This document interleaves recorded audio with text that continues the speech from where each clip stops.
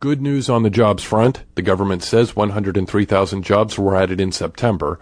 Former Undersecretary Jay Powell says national budget cuts that won't hurt the economy still need to be put in place. That is extremely tricky. That's the sort of most difficult economic project of the age. The unemployment rate, 9.1%.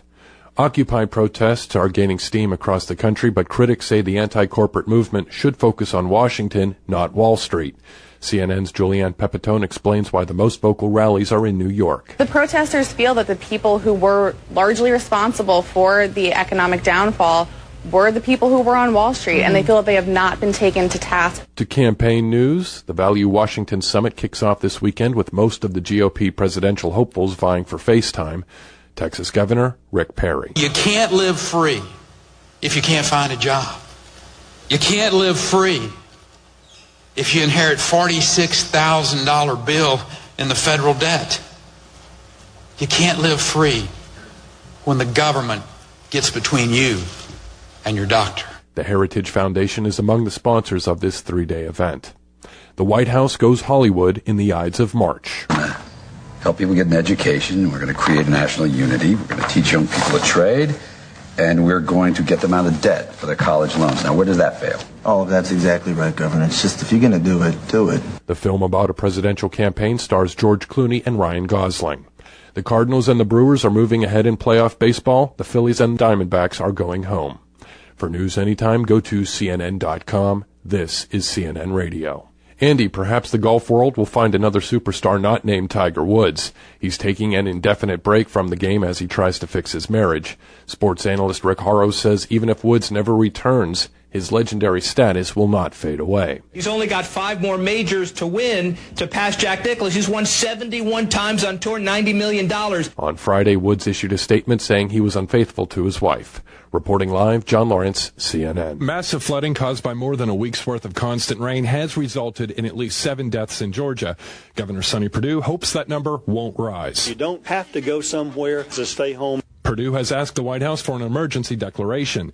Kent France with the National Weather Service says this is a historic moment for the state. As far as the amounts of rain and geographical area that's been impacted, it's worse than Dennis back in 2005. Almost all of Georgia has been placed under a flash flood watch. Reporting live, John Lawrence, CNN. Gas prices in the U.S. are nearly $1 higher now than they were exactly 1 year ago. AAA reports the average price for a gallon of self-serve regular is $2.59. Last December, it was $1.67.